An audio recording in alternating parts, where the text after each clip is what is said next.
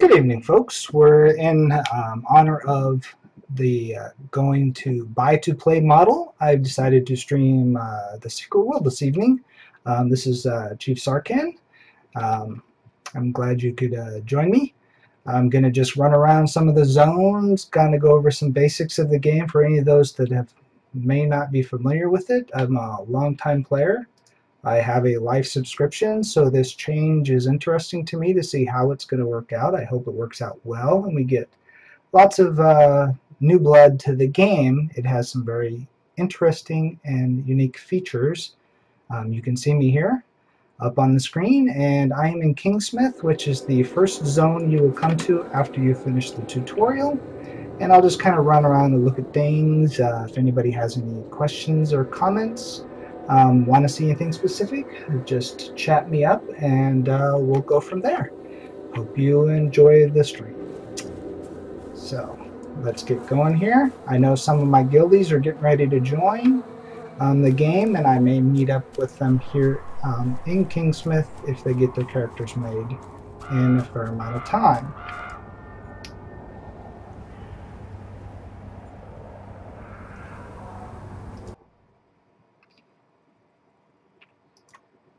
So here we are at Jack Boone, which is the first person you would get a mission from after you complete the tutorial. And the way that works is you're just going to come up here and click this. This is very easy for me because obviously I have lots of skills. And let's go ahead and take a look at the wheel first so you can understand how skills work. Let's see here. Oop, it's auxiliary wheel. So here's the skill wheel. And looking at the skill wheel, it looks very intimidating. When you first start out, you're not going to have any points spent here. These are your melee weapons, your magical weapons, and then your guns. And the way it works, as you gain experience and abilities, you are going to spend points on something. And I'll pick something I have a lot of, which is hammers. And you can see here, each ability class costs different amounts of AP. And you get that AP by doing these missions. And when you complete them, or just killing people, you earn experience down here. You can see my experience bar going across the bottom. And it tells you how much I need to go and how much AP and SP I have.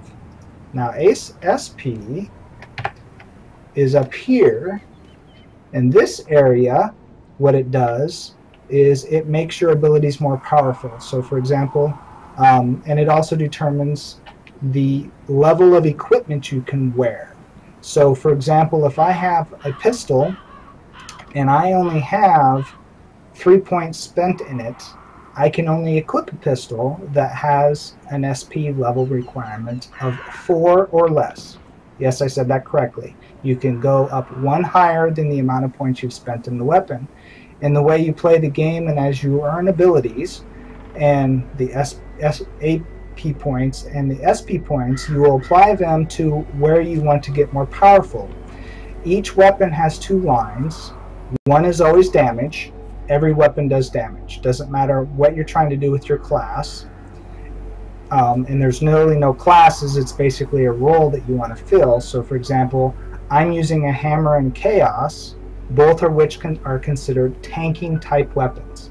And you can tell that they are tanking type weapons by reading the survivability skill and seeing what it does for you. I get additional block for using a hammer, and then chaos increases your ability to evade. So I'm evading and blocking depending on the type of gear I put on, and that helps me tank. Then the other ability provides extra damage based on the type of damage you're doing, but that depends on what you apply to your skill bar. Everybody can only have 7 abilities on your hotbar at a time.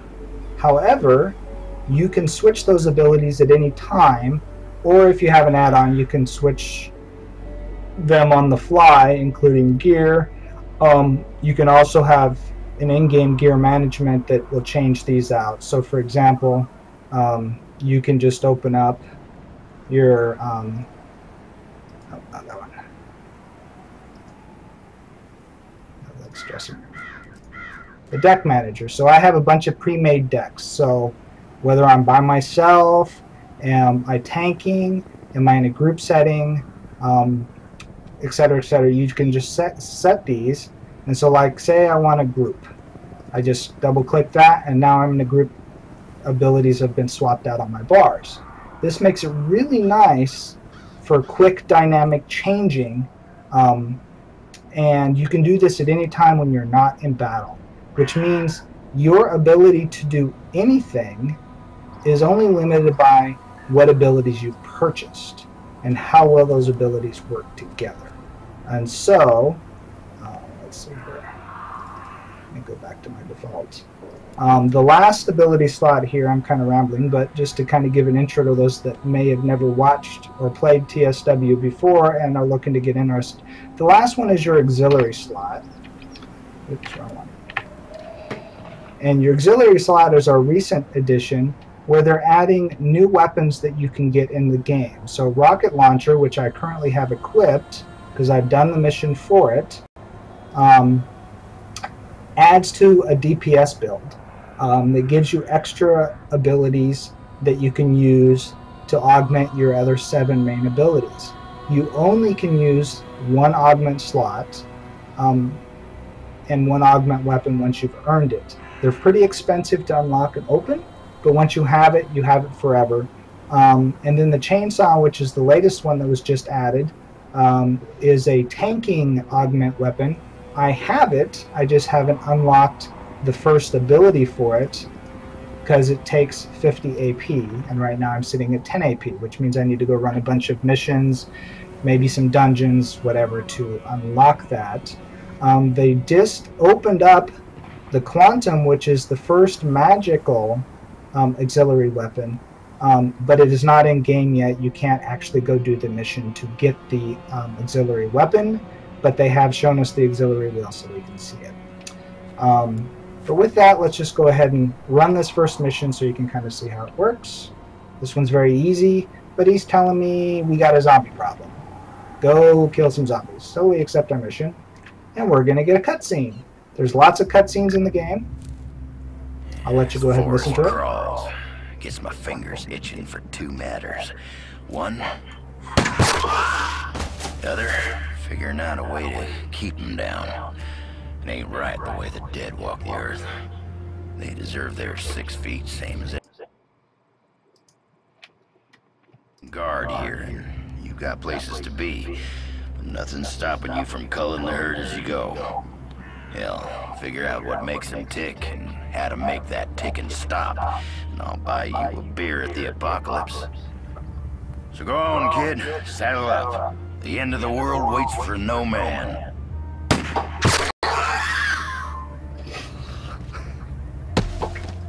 Alrighty. Still land, you know. Yeah. Well, see, there's just some champions that do really good. Alright, let's go kill some zombies. As he says, we need to kill 6 zombies. Well, being that I have a nice AoE, I'm just gonna... There's 3 of my zombies. I haven't played this in a while. Can't remember how to do everything. Alright. Another group of them. Let's show you the rocket launcher. Oh, they all fell down, and I earned an AP. Okay, now we got a bag of loot here. We just walk up to it. The nice thing about loot is you can just pick up V, and it'll loot everything in your area. And you can just keep on walking if you want to look. Default is I. It'll come up and tell you what you're going to get.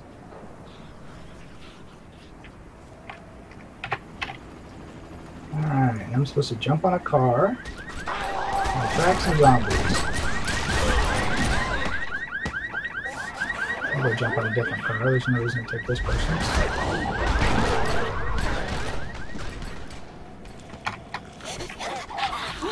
Nope, that one doesn't have me.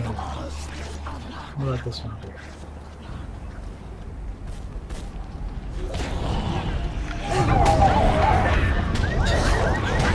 Alright, here we got some zombies.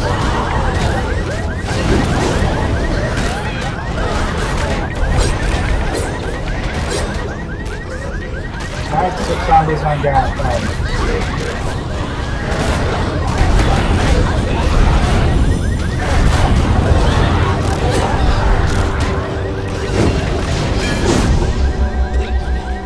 That was it. And I helped that person out. Or I hindered them, one of the two. Now, had we had to do that ourselves, we would have had to click on this gasoline can to light it up before we drag some zombies down here by aggroing them, not killing them. Next step, we're just going to run down the road for the next part and examine the half-eaten corpse. Sounds yummy. If you notice here, it kind of gives you a range indicator of what direction to go. Doesn't always tell you exactly where it's at, but it gets you close. Here's an item mission. So the investigation mission that I'm doing right now, or this action mission I'm doing right now, have timers. You can only do them every so often. And then these here are also on a timer. You can do them like once a day, but they're repeatable. Investigation missions are one-time onlys, and they usually require some serious investigation to figure out what you have to do. So here, well, I'll show you one of those, what that symbol looks like. So we got a half-eaten corpse. If you're just starting out, you'll actually have to kill these guys before you do that because they'll attack you. I'm so high level they won't attack me. Ooh, I just took all those guys. Look at my loot. And now we gotta look for survivors in Kingsmouth Town. So, obviously I did that a whole lot quicker than you will if you're brand new and don't have any abilities, because you probably only have 1 or 2 abilities. That's okay. Just trying to give you a little tour of the town.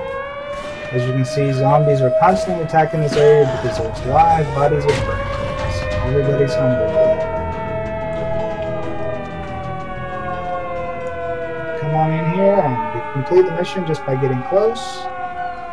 Now we're going to have to turn it into... Oh, nope, we just send the report. So the nice thing about this is you can, anytime you finish a mission, it'll pop up and say send report. You send it off on your telephone and you automatically receive your loot in your bags. Sometimes you choose things, sometimes you just get sequins, which you can spend on gear. I'll show you that in a second. And then you also get money, which is called Pax Romana in this game. So we'll just collect that. I got some AP. I got me a cheesy shotgun because it's all way below level. But it's okay. As you can see, I just got a bunch of experience for turning in a mission, so it's worthwhile to do them. And come in here. Well, hey. Okay, so the yellow one's the investigations I was saying. You click on that and you're going to actually have to figure out the clues.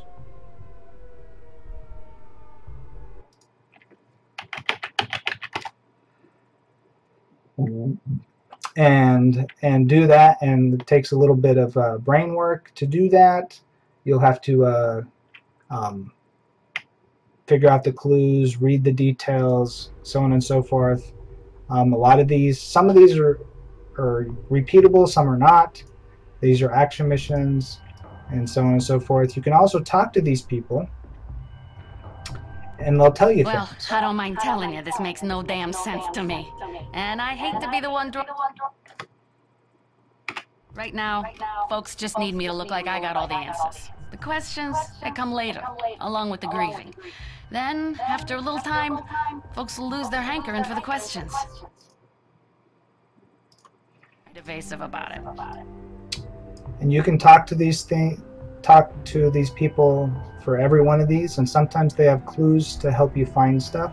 So it's a good idea to talk to them when you're trying to figure some stuff out. Like the Dr. Bannon, you talk to him and he'll have some good hints. But you can see these little green squares all over the place. Those are item missions. Some of them will be unlocked right away. When you first start, this complaint form won't open up until you do some other prereq missions first. But anytime you see anything highlighted in yellow, it's something to look at. You can just hit U anytime you're near something and interact with an item. There's good hints here in a lot of the Kingsmith missions to do, because it gives you addresses of where to go to stuff or what's in town, and sometimes they'll talk about something and it'll suggest something and you'll be like, what is that? And you can look up in the phone book and go, oh yeah, the Lobster Trap is a restaurant, I need to go over to the restaurant, something like that. So, anyway,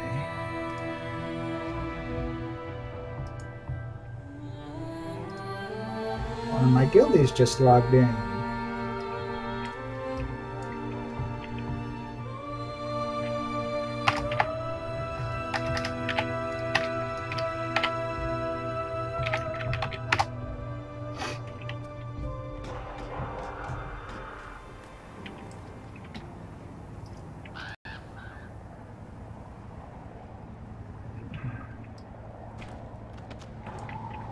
See who else is on.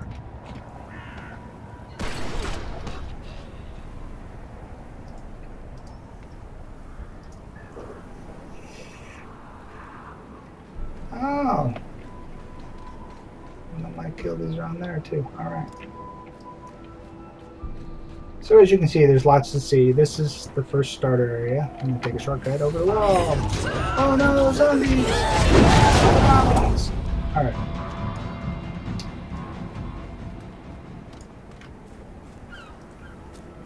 So this is where you come, like I was showing you before. I was telling you about the Pax Romana. Well, you can come to anybody that's a Council of Venice, and they'll take your Pax Romana, or not your Pax Romana, but your Pax Romana is your money. This is your area zone currency, and as you earn these, you can buy different equipment. It's blue in nature, and you will be able to purchase gear. As you go farther up in the ladder, you're going to earn currency from different zones. As you can see here, there's a number of them across the bottom. And so it's not a bad idea to go ahead and spend them at the early levels where you're still trying to build your abilities as fast as you can, to first pick up a weapon, then pick up some gear that augments you unless you happen to get to a dungeon, and pick up some good gear from there. And as you have different builds, you're going to have different weapons for them. Always focus on 2 weapons to start with and get a good complement, and then as you get more comfortable with the game, then you might experiment with a 3rd or a 4th or a 5th weapon.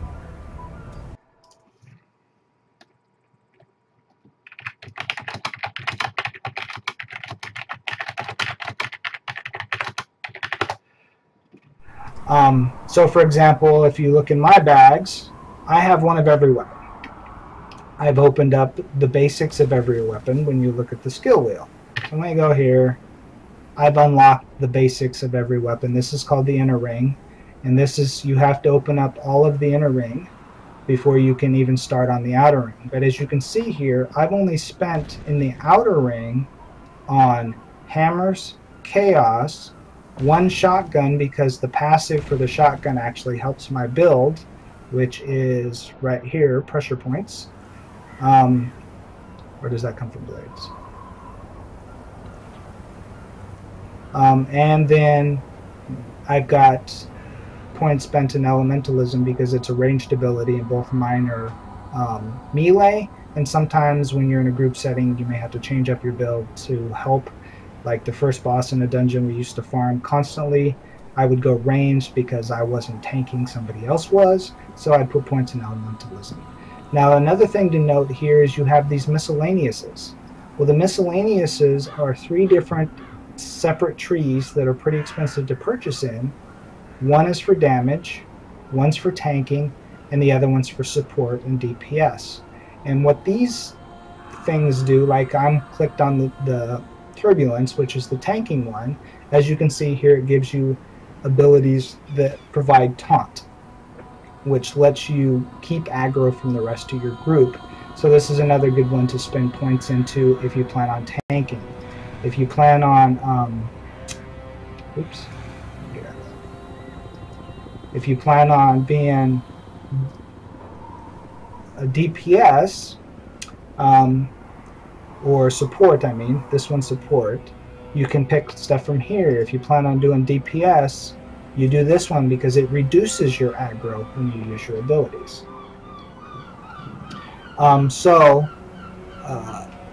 It just depends on what you're trying to do and what you want to spend points on, and it takes a long time to get to this point. Oh, just a sec. We have a question here. What build am I going for? My build is a Hammer Chaos, which is what I mainly play, and I'm tanking. But I'm also highly effective at melee DPS. I do also spend points, like I was saying, in Elementalism, which is a range so I can switch in a group setting. The nice thing about this game is the fact that you can do everything given enough time. There's no locking out of abilities, there's no locking out of roles, there's no locking out of how you want to play, because you can mix and match this any way you want. If I wanted to take 1 fist ability and 6 hammer, I can. If I want to take 4 hammer and 3 chaos, I can. It's all on how you want to put it together, keeping in mind some abilities work better together than others. Now, you want to keep in mind that you can only have 7 active. These means you have to hit them to use them, and 7 passives.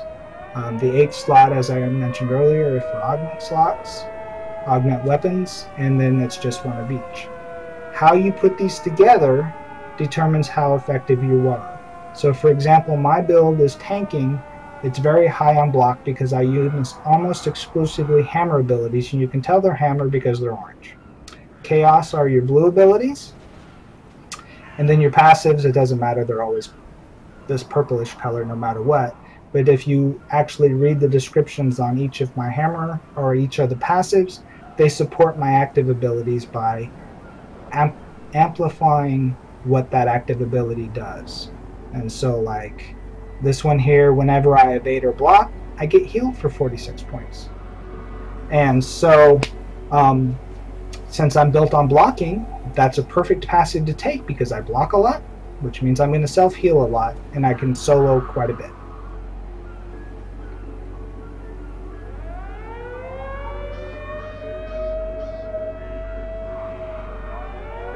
And so, yes, I had a question here, so it's your choice. Yes, everything is your choice. If you like to be completely support character but pump out some DPS, you can pick your actives and passives to do that, because there's a lot of abilities that provide a secondary condition based on what you do. If you only want to heal, you can just heal. You could put no damage abilities on your bar and you're everybody's friend. However, there's no absolute need for you to be pure heal or pure DPS. You can mix and match. It just depends on your group composition, how well you want to do things. And as long as you're flexible, you can do quite a bit. Let's see here. So Lesser had a question. The bank per character. Playing Rift, I'd go at Rift game, or I can hashtag Rift by itself, you know? Either way, sometimes I even do both if I have a little extra room on the end. Oh, I know what I mean. mean. Or like, if you're...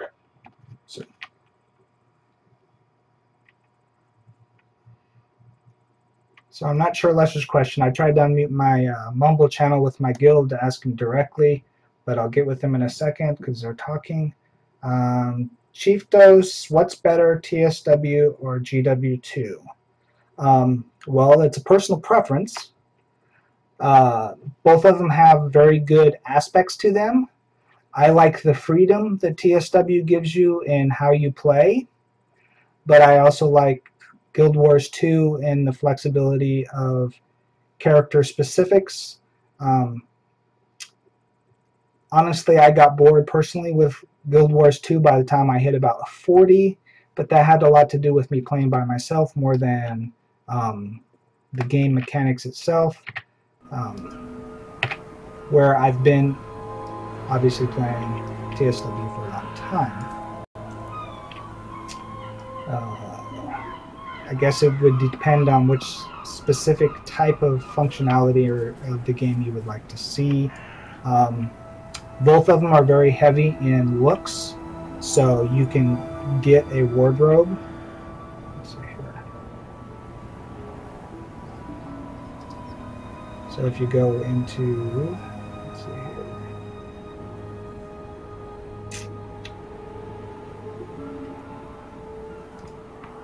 Where's Chronicle?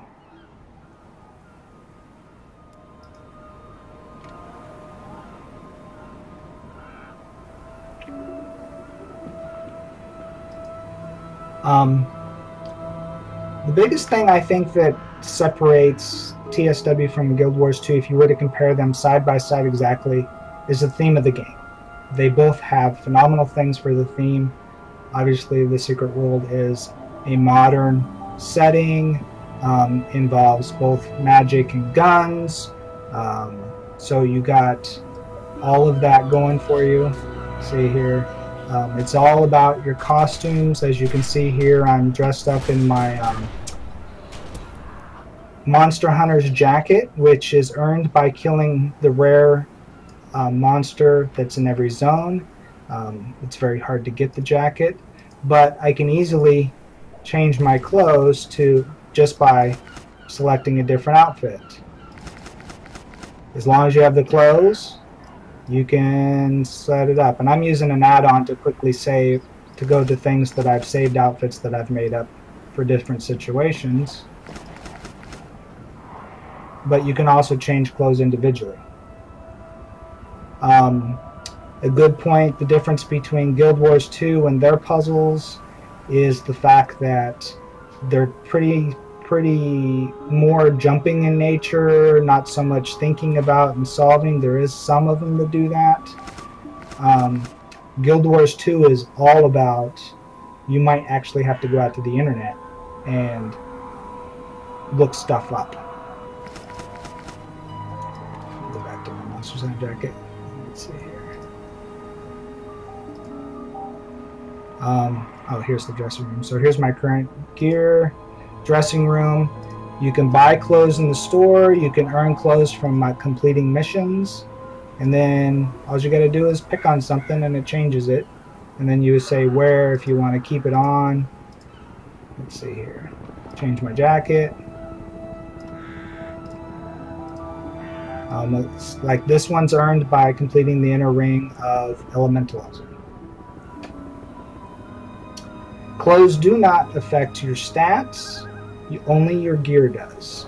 And so if we look at our gear here, for example, you have set stats on each gear. They drop, gear drops with random stats on them. You can also craft your gear for specific things, and you only get so many points per area. So a head slot for QL10 is, which is the highest until you get into the dungeon levels, 0.2, 0.3, 0.4, give you only so much stats per, and how you stack them up will determine how much abilities you got. Clothes are just for looks. So you can wear anything you want. In fact, my guild, which when we made the guild, was an all-female guild at the time, so everybody rolled female avatars. It wasn't that every player was female, just every avatar had to be female. And we would change clothes every time we went to a dungeon. So we had these fashion shows and all that stuff, and it was kind of funny. But you also have an in-game gear management. I use an add-on for it, but you could also just do this, and this is good for sharing builds between players, because you can send this to somebody, and then it automatically loads in here. You get so many slots before you have to purchase more slots in the store using your points. You got faction ranks, which comes with their own missions. Currently I'm Dragon rank 13, which is the highest at the moment. You get titles that you can activate based on earning them in game. Let's see here. So anyway, let's go take a look at some more stuff. Let's run around town, some different things, different type of creatures. Am I being chased? Okay.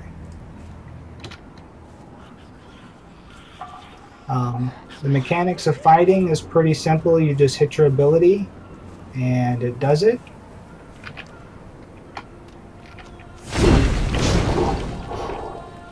You can double tap to dodge, but you can only do that every so often.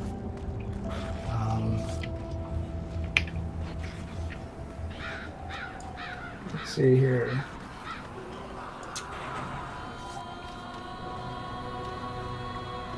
Somebody left some loot on the ground. Nice thing about the loot here is it's tied to you for so long, but if you leave it after a while, somebody else can pick it up if it's in the short time frame before it despawns. Loot will despawn after a while, so if it's just there and nobody's around, you might as well pick it up because it's going to disappear just shortly. Let's see here. Let's get in a good fight with these guys. These guys are pretty good. I like this view on them.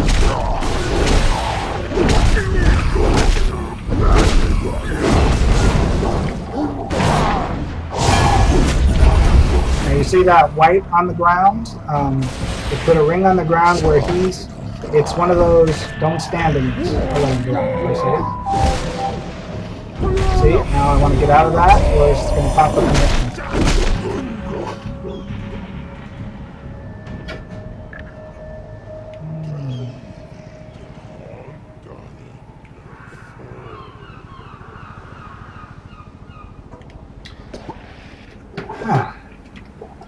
Somniax Gaming retweeted me. Thank you very much, sir. And so let's see here. Let's go out and get a ranged person. So let's see here. She's right there. What a nice jump ability. So we'll jump out here, but she's going to run from me. You can tell she's a caster. She's doing all kinds of wonderful stuff. Something. And so, one thing to take note, you have builder abilities. So this one, what it does is melee abilities start full. These are my resources. Magic abilities, which a chaos is considered, starts empty, so they have to build up. You have consumers. See, it's how it says here, consumes all hammer abilities. So when I hit that, it's going to burn up all this hammer abilities to give an extra punch to it. Can I use this without having any resources in it? Yes. On most of them. Sometimes it'll say you have to have a certain amount, but other times it'll just beef it up for however much it can. This is an AoE consumer. This is a builder. It says build one resource for each weapon accumulated, and then I have a consumer for a chaos. So a good build technique is to always have a builder and a consumer for each type of weapon you can carry. You can only carry 2 weapons at a time, and you should always have 2 weapons on you at a time. Even though the weapons do not stack in their stats,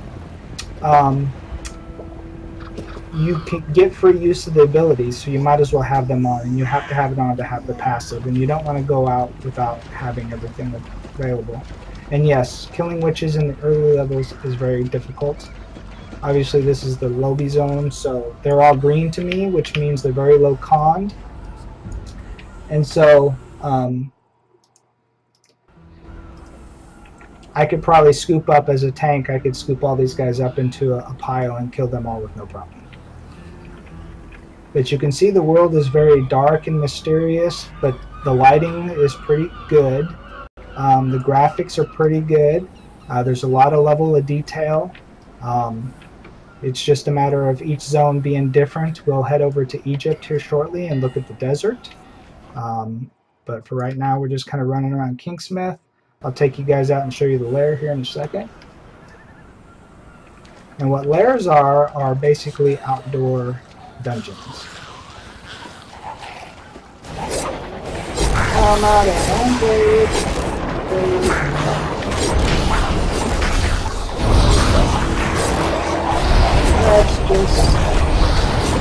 this is kite killing, which is a wonderful thing that chaos can do. They run around in circles until everything's finished. Oops. Did they all die? Yes, they did. Okay. A good place to go if you're new to the game and not ever really looked at it is a friend of mine, Yokai, and I wrote up a wiki. And the address for that wiki is yokai, Y-O-K-A-I, blog.wiki.com, which has literally pretty much everything you could possibly need to know about the game.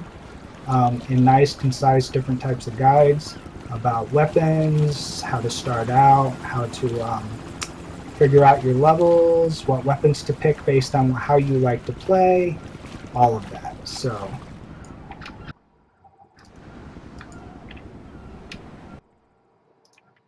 here, I'll link it into the chat for you guys.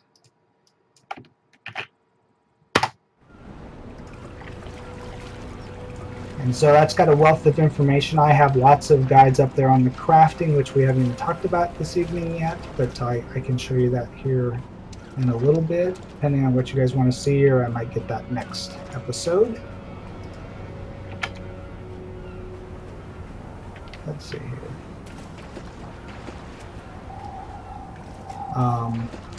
Just a note, these guys here, the incubators, won't attack you, but the sea collars will. The incubators basically have mobs in their tummies, and when they split open, they drop it out. Same thing with these brood pods. But there's some achievements involved in killing them, so if you kill enough of them, yep, see, it was forming up a new bomb. They're just going to drop on the ground for everybody to fight. And so you end up with this.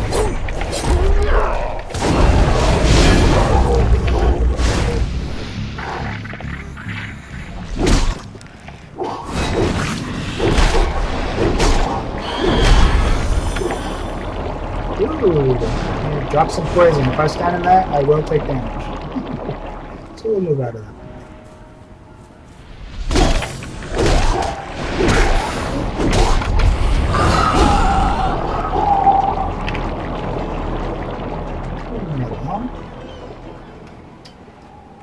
So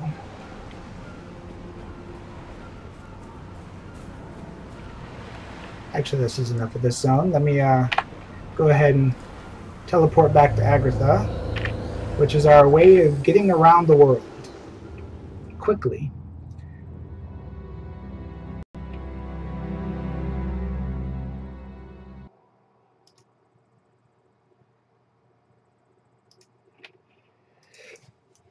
Agartha is the hub between all the factions.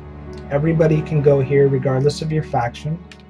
There is no open world PvP, so you can do missions with the Templars and the Illuminati. I happen to be Dragon, the best faction.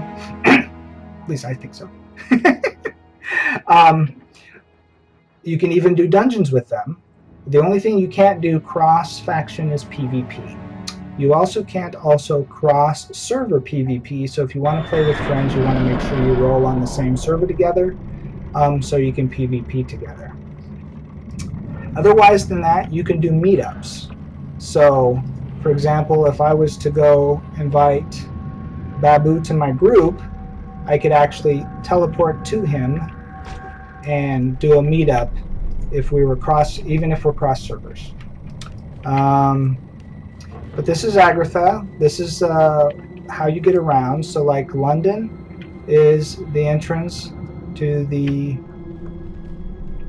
Illuminati, I believe.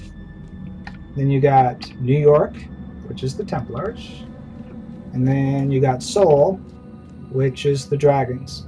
Now, these are actually the real towns with some slight creative variables to them. However, they're not the entire town, because the idea is the fact the societies are secret from the real world, and everybody that you see here has been bitten by a bee and has the powers and is in the know of the societies, but those regular humans in the world that don't know about us are kind of kept in the dark by the societies jointly. So even though we're a competition, we support each other in keeping the secret. With the expansion of New York Raid coming out, some of the world discovers the secret societies because they get attacked by big creatures that destroy New York City. So, let's see here. Where was I going to go? So we can... we were going to go show you how to get around here. So I'm going to take a shortcut, but normally what you would do is you would walk up to one of these things. The portals teleport you around. I'm just going to drop down to the next level that takes me out to the desert. There is no fall damage in this game, so you can just jump and fall and run around to your heart's content without any issues. And as you can see here, this is basically like the world tree. Lots of branches going everywhere, showing you just how much content they can add to this game anytime they want to. Because each one of these doors goes to a separate zone. So we're going to run up here to the desert, which has lots of quests and missions that are around Egyptian mythology and the pharaohs and the gods and all those creatures that you would have to fight, like mummies. So as I walk up here, see this here? This will let me jump quickly to the next portal without having to walk the whole way. You're just going to fly down the branch. And here we are in front of, as you walk up to the door, it'll tell you the city of the sun god. So we're going to travel to the city of the sun god. Why not?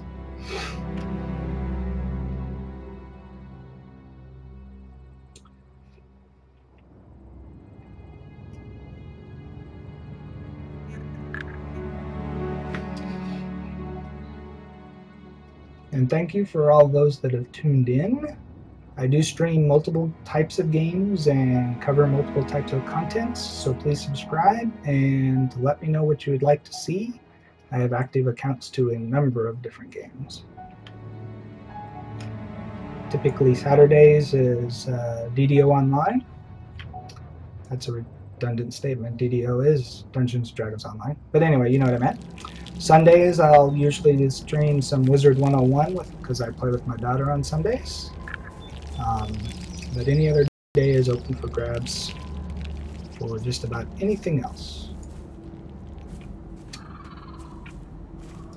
So here we are, coming out into the city of the sun god, and you can see the Egyptian eye in the sky. I forget exactly which, is that the Eye of Horus or something like that?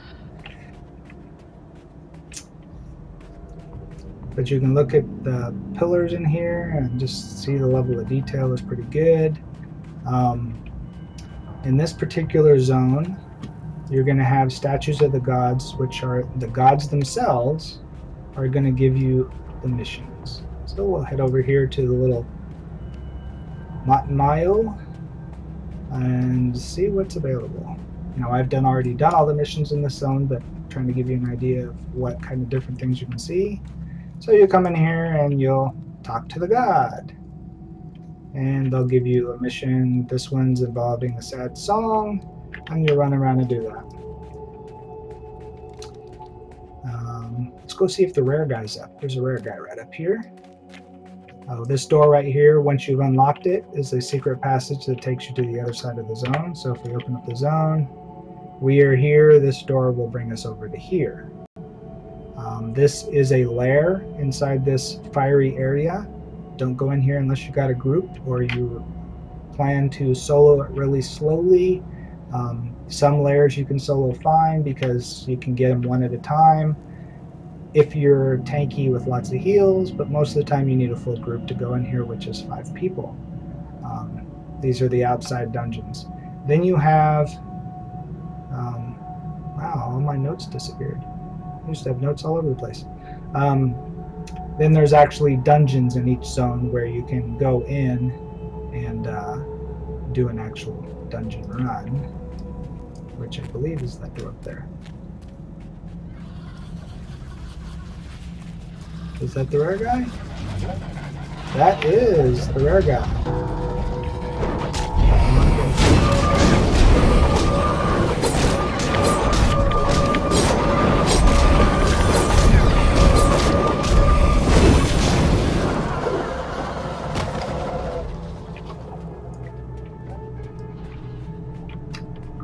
the gatekeeper. So you put a white thing on the ground, so I use my interrupt, so I wouldn't have to deal with this KV out of it. Using my consumables and my resources before. You see his health dropping down here. Nope. It's a big circle.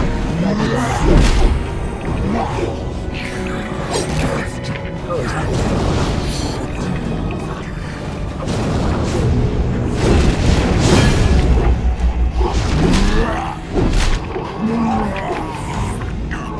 And he's gone.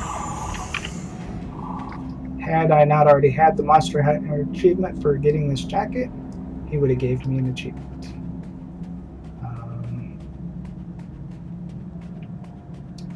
But this is some pretty cool architecture here. You have stuff just floating in the sky. Rocks are hanging out.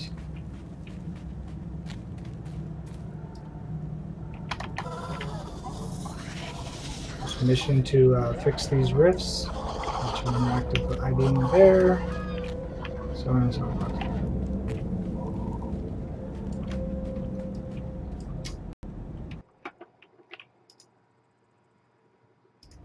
So for those of you still watching, is there anything particular you would like to see? Because I'm just kind of running around trying to give people a intro to the game. Let's see here. Mission journal. You come here and you can read your missions you currently have available. You can go to finished missions and you can take a look at things you've already done. Paused missions. The way missions work in this game is you have so many slots available for missions. So you can have 3 item missions, 1 main mission, 1 dungeon mission, and a story mission at any given time. If you try to take one of those types of missions above that total, it'll pause that mission. To unpause the mission, you have to go back to the NPC that started the mission and unpause it. Doesn't mean you have to necessarily start over, it just means you have to unpause it to continue on. This is the current mission you're working on and telling you what the objectives are, and it'll give you an X on your map of where you need to go to work on it. So it's telling me I have 111 feet to go to where this mission's at, and I should be able to look over here and see an X on the map. Well, since I'm here, I didn't realize I had a mission in this zone. We'll head over there and take a look.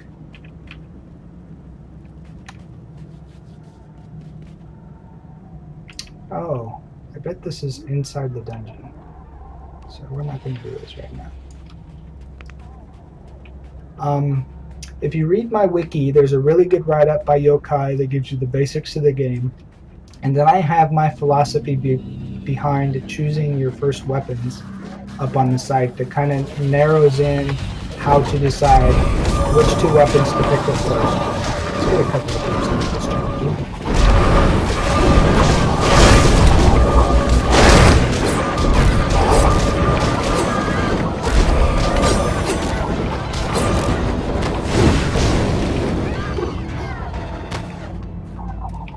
That was fun. It is not hard to get groups in a game. It's pretty easy to just be walking along and pick up with somebody. The nice thing about a lot of the missions outside in the world, you don't necessarily have to group with them, so it's kind of similar to Guild Wars in that respect, but it's more fun when you group up. Another thing about grouping up is it does finish some of the objectives a lot quicker because you may be competing for mobs. Banzai!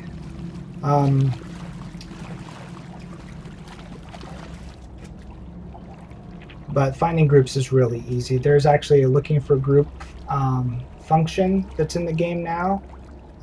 It used to never be there, but you could when it first came out, but now there is. You can actually say what you're looking for. Are you looking for missions? Are you looking for dungeons? Are you looking for quests? And you can see people are listed in there. But mostly people just talk in general and just say, hey, anybody want to group up? Anybody help me with this? And it works pretty quickly.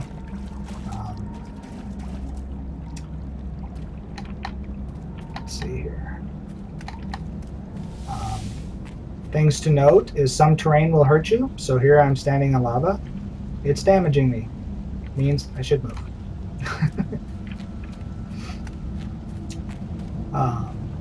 But really it comes down to picking your weapons, because you'll get one free in the tutorial, and then as soon as you complete that first mission, as you're seeing it gave you a weapon, you'll pick your second weapon, and so you'll have 2 weapons, and then it's just a matter as you earn your AP and your SP of where you spend it. And so what you'll do is, say I have 10 points right now, or 11 points available to spend. It tells me right here I have 12. Well, you have to buy these abilities in order in either the inner or the outer ring. So you'll look at your 2 rings and you go, well, I want to be blades. Okay, my first point, do I want to have it help me with damage? Or do I want a passive that helps me when I penetrate? Well, obviously, if you don't have any damage boosting abilities, you don't want to take the passive until you've got an active. But you may not necessarily want to buy all these actives. Well, active, passive, which is typical. It alternates before you buy some of these over here. Because like this is an AoE ability where this is a single target. This is a builder, this is a consumer. This is a builder, and then you got something that boosts your defense because it's a tanking ability. And then you build your passive. So you're going to slowly start filling these 2 bars up based on your abilities of the 2 weapons you choose. Like I said, you really want to focus in on picking 2 weapons and getting at least most or all of these 2 of your 2 weapons filled in before you start on any outside rings. There might be some where you might finish up these 2 but only have 1 of these, which is what I did. I focused on my hammer because I wanted to get up here to my let's see here, I wanted to get to touchdown pretty quickly because that let me jump into battle and get aggro. So I focused on hammers almost exclusively and just got me enough chaos to give me a few abilities to help my build. Other people do it other ways. Some people just keep going around the ring and getting all the weapons unlocked before they even get to the outer rings. It really just depends on how you want to spend your points, on how you want to develop your character. And at the same time, you need to build these up so you can increase your level of equipment. So for example, well, let's look at my bags for smaller gear. This gun is a QL1 weapon. You need QL0 skill to be able to equip it. If this was a QL3 weapon, then when you go to your K, since it's a shotgun, I would have to have 2 points spent in either of the lines to be able to equip it. It's a QL3 weapon. I have to have at least 2 points spent here or 2 points purchased here. But these points are additive. So this is 1, this costs 2, this costs 3, so on and so forth, up to 10 points. So like right now, I need to buy this one. It's going to cost me 10 points to buy it, where this one only costs 1 point. So if you add this up, that's 1 plus 2 plus 3 plus 4 plus 5. You can see it takes a lot of points to get it all.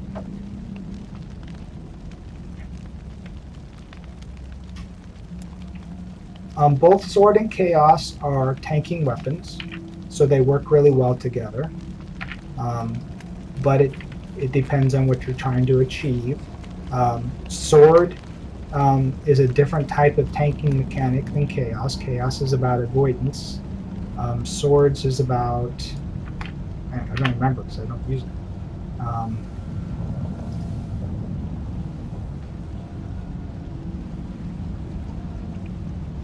Let's see here. Let's look here.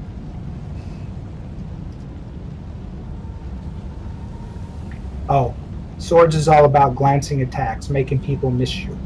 So it's kind of like evade, but it's a different stat and ability. So when you're putting gear on, if you're high in Chaos, you're gonna want gear that says evade rate, increases your evade rating instead of block. I'm mainly hammer, so I have high block items. Another thing to keep in mind about stats is you're never going to want to go exclusive to one stack. Typically it's like a 70-30 ratio. Like here, this one has attack as its main stat, but I also have a glyph on it that adds to my defense. You still want to have a high attack rating even though you're a tank. You're also going to want to have gear that has high health on it. So you want to maintain a nice balance between your stats, not exclusively focusing on one. So for like example, this item comes with penetration. Doesn't help me at all because I don't have swords. I don't need penetration. However, it's a QO +1 gear and the attack rating is phenomenal. I'm still using it. So.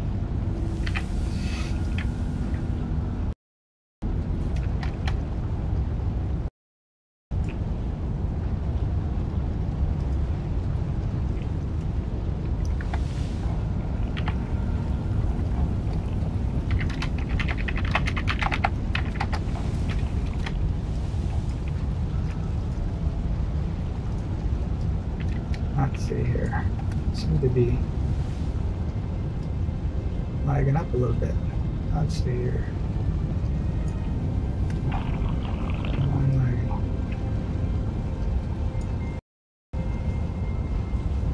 Never did like that. Okay. That's not cool.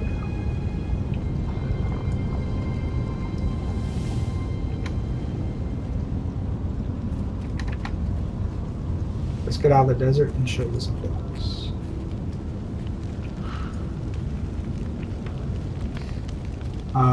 One thing, let's see here.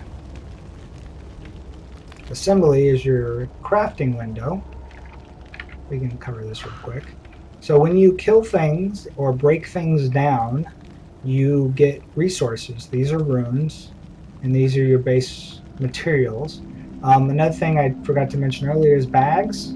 You have so many bag slots available. I have 200 slots because I keep purchasing slots. But your bag size is not fixed. So all I have to do if I want another bag, I hit plus, drag it to what size I want, and I have a new bag.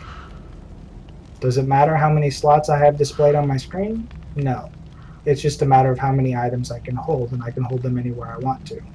If I don't want the bag, I just hit delete. If I want the bag to stay open all the time, I just hit the lock button in the corner, this lock key, and it'll stay open. So these are my clickies for healing and giving me a boost in battle. And you can make these or buy these. But this is your crafting window. And the way the crafting window works is you have to figure out the pattern. And it does not remember your schematics. It is you remembering it.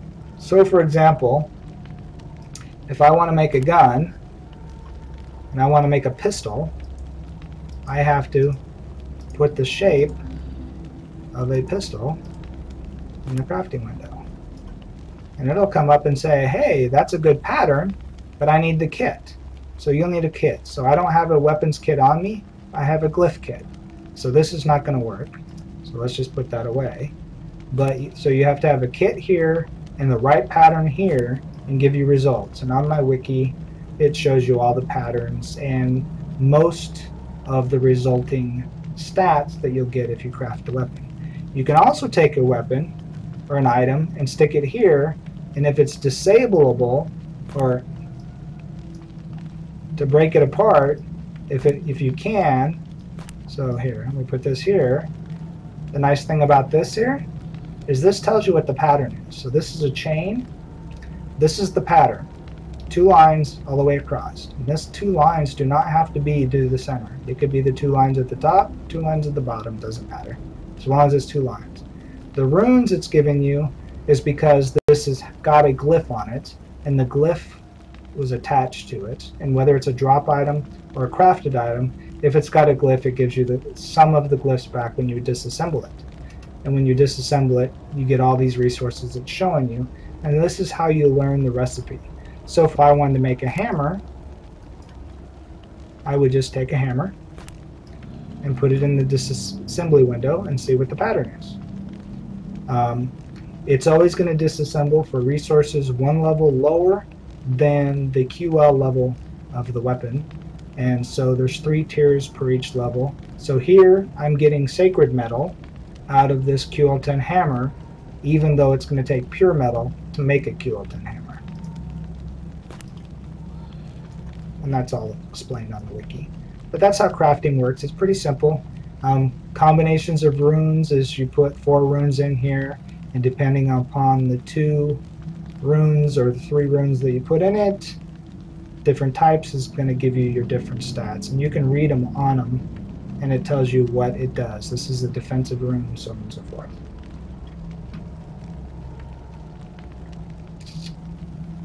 You're welcome. And so, like I said, I wrote a pretty extensive crafting guide on my wiki to make crafting easy, because when you first start out, it can be really confusing.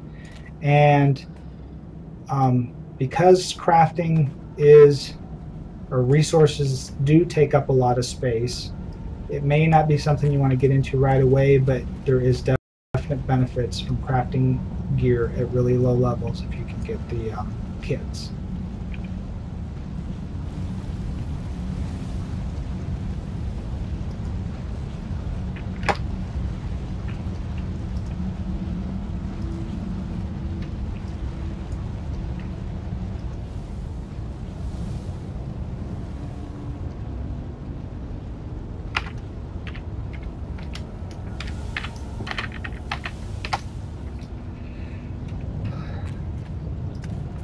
Like one of my guildies is also streaming TSW right now. I talked them into getting the game today because of the new payment model. So that's good. Get more people into the game. Let's see here. If you don't know, I'm part of the Insomniacs gaming community. We have our own website for that. And so there's lots of good information there about multi-gaming, multi-streamers. Probably half of us stream one game or another, or multiple games. Let's see here.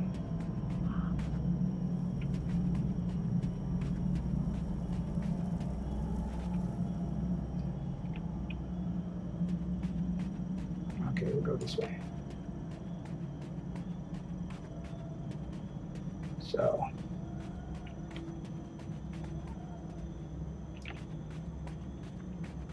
Let's take the shortcut.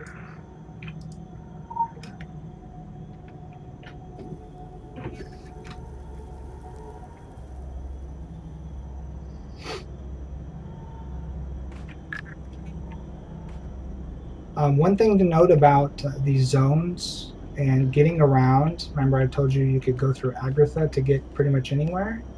Well, as you progress through the story, you have to go out to Agritha via the zone before you can come into the zone from Agritha. So for example, when you first come into this zone, you will have had to have done it from the previous zone and work your way through. And then once you've got Agritha unlocked, then you can take the shortcuts anywhere you want.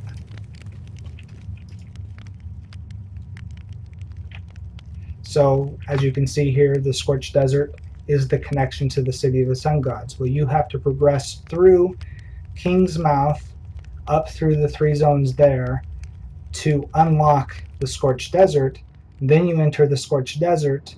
Then you can go into the City of the Sun Gods. So there's it kind of hold your hand. It's not that you are limited by level, but you're limited by the amount of SP you have that indicates how hard the zone is going to be.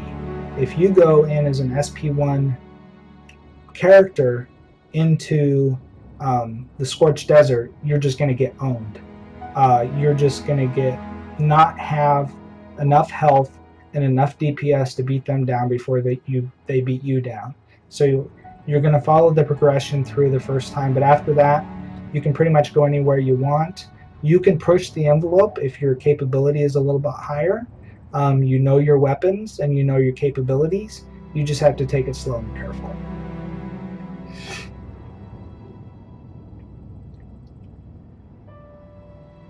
Oh, Now I see why I was lagging. Windows is trying to update. Yay me.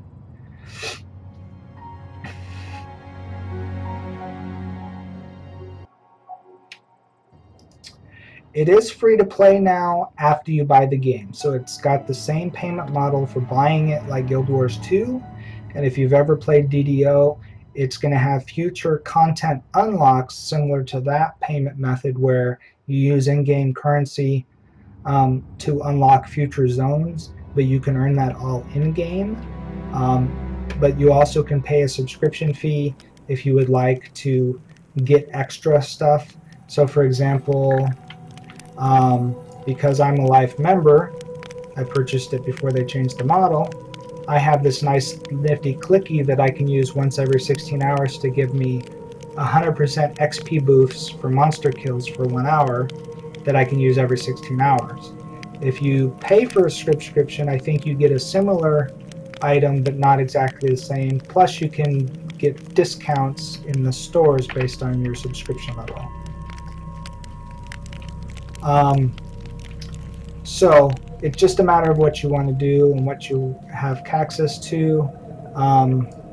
Let's go ahead and take a look at the store just to kind of give you an idea of what's in the store before we wrap this up, because I'm going to have to wrap it up pretty soon here.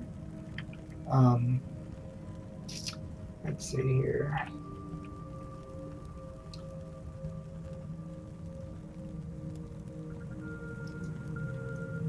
Why is not the store open? Item store. Come on. There we go. So a lot of people must be accessing the store. So inside the store, you have bonus points. These are earned by doing stuff in-game. You can also buy the points, I believe. No, bonus points you can't buy. These are because I'm a Life member and they give you those. You can buy Funcom points, which allows you to buy mostly fun things. Like you can buy these clothes that they're showing off. We can go to outfits to take a look. Like Urban Legends, you buy this outfit, you're going to get what they're showing you. Obviously, if you're a guy, they're going to give you the other outfit, not the girl. And the cost. I'm getting 20% off as a Life member. People that subscribe, that have a paid subscription, get 10% off. And then those that are free to play would pay 100%.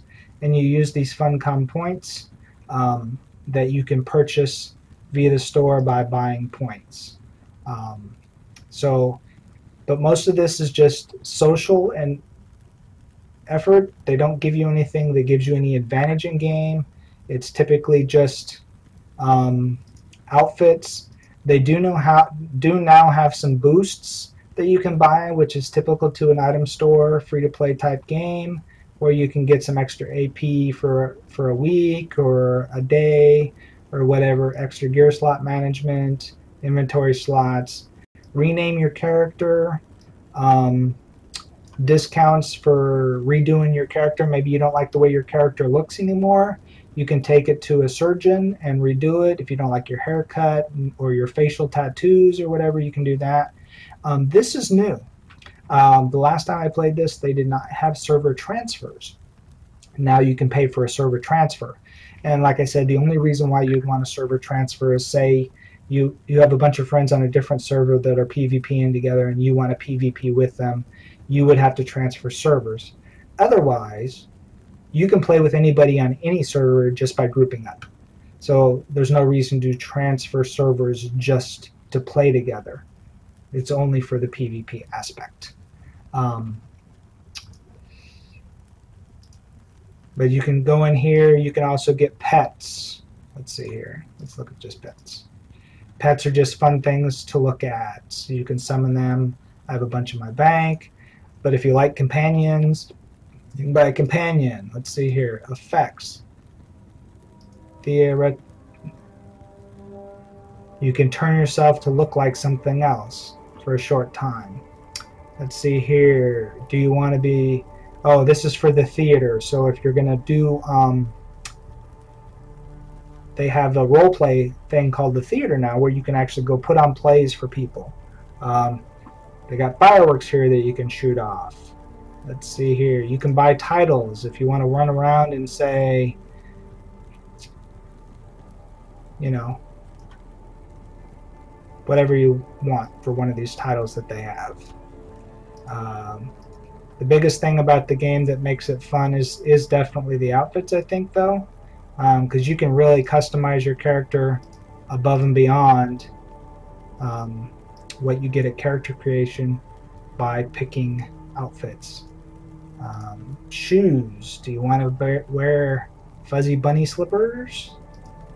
Or do you want to wear some, let's see here. Let's get rid of the slippers. You want to wear tennis shoes? Do you want to wear boots? No, sneakers, boots. You know? So you can really customize your character out by changing just about everything about your character. A lot of these are only available via the store here, but there's a lot you can get in-game and buy with in-game currency also. So you don't have to feel like, oh, well, if I really want to tweak out my character with some fancy clothes, or like, do I want to wear short skirts, I have to buy stuff from the store. Well, no. We can go to London and you can buy all that same stuff in London. Let's go to London. I'll show you the store.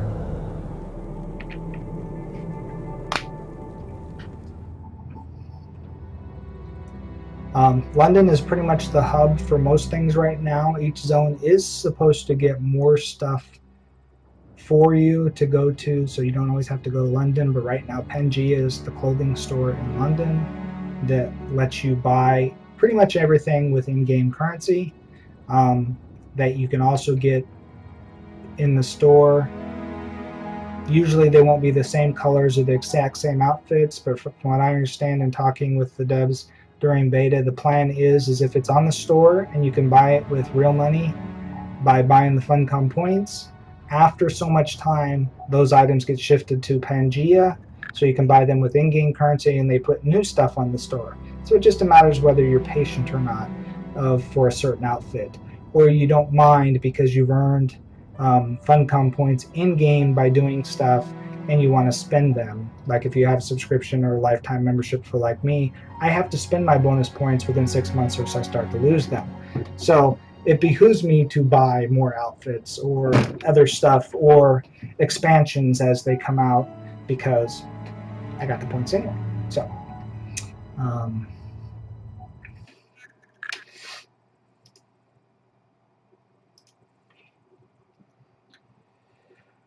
let's see here.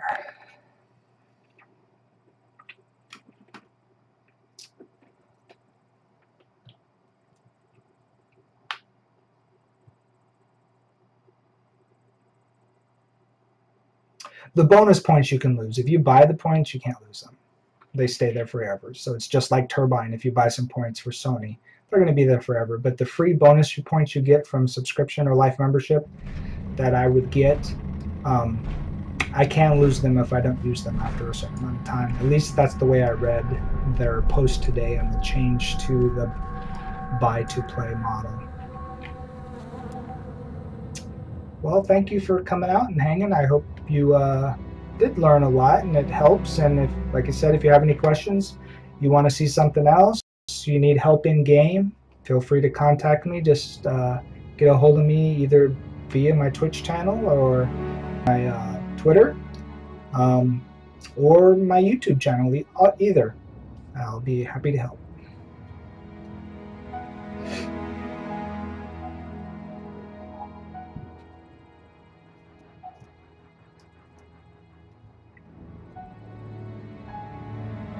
Oh, by the way, London is also the only place where you have a bank.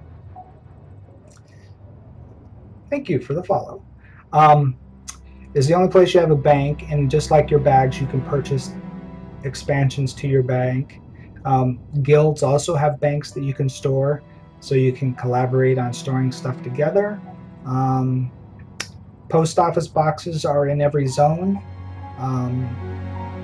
so you can mail stuff around. It's pretty cheap to mail stuff. Let's see here. That's it. Have a good night.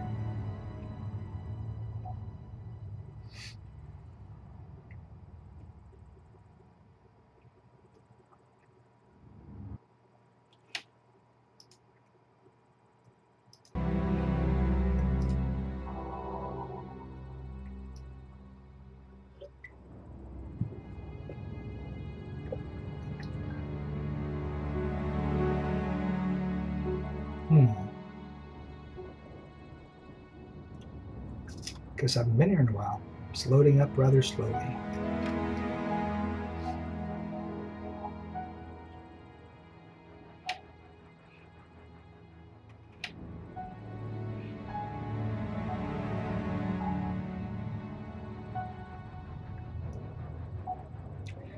This is about to wrap up our stream for today. I'll give a quick peek at London here in the Pangea store, since I already said I was going to, and then we'll call it a night.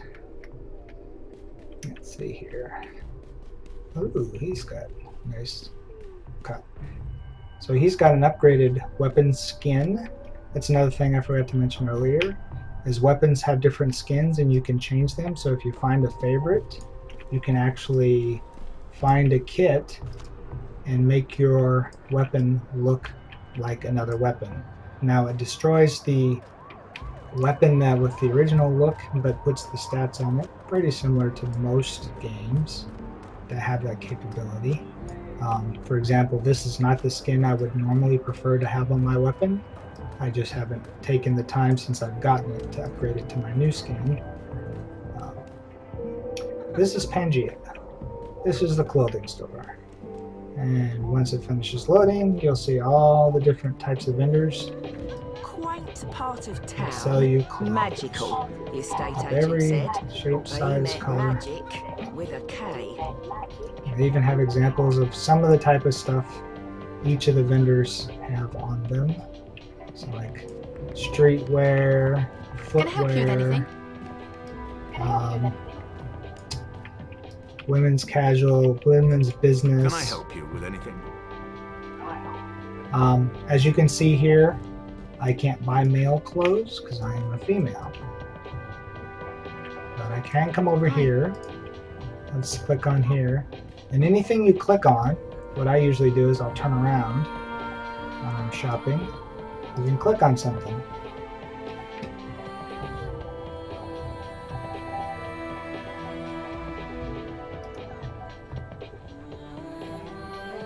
And then go preview. And as you click on it, it should change your outfit. So I can see here if I wanted a t-shirt, braces, light red. Let's see here. You can kind of just pick on things and take a look. If you're shopping for shirts, obviously it makes a good idea to take off your jacket. So let's go to the dressing room and do that.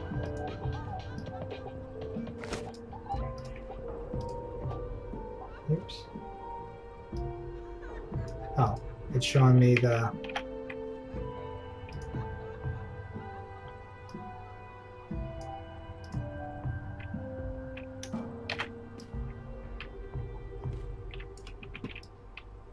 Buongiorno. Buongiorno.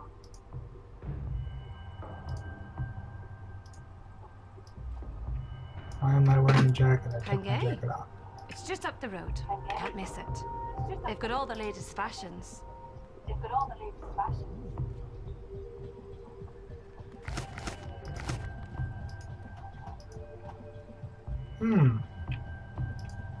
Seems I bugged out there. Yes?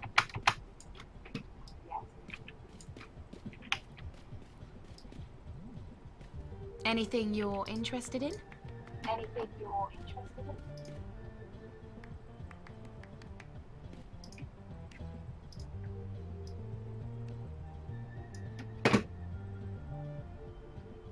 It's interesting.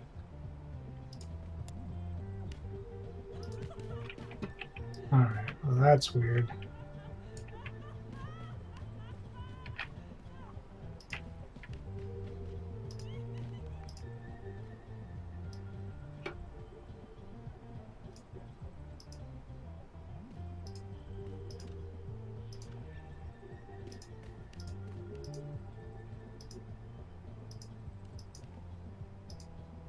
Very weird. Okay, I'm bugged.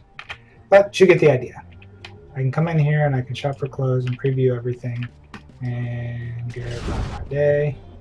Let's go ahead and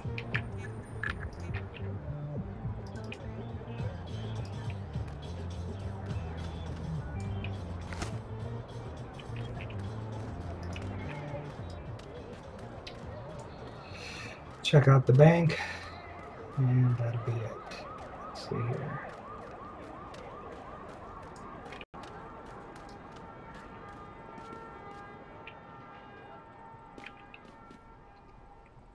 Here. Nice thing about the bank, it's also the auction house. So when you click on here, you just have different tabs. So this is my bank. This is my guild bank. Postal service, you can mail something, or you can go to the market and search for something to buy. All in the same location. So anyway, I think that's a good welcome back to TSW intro video by yours truly.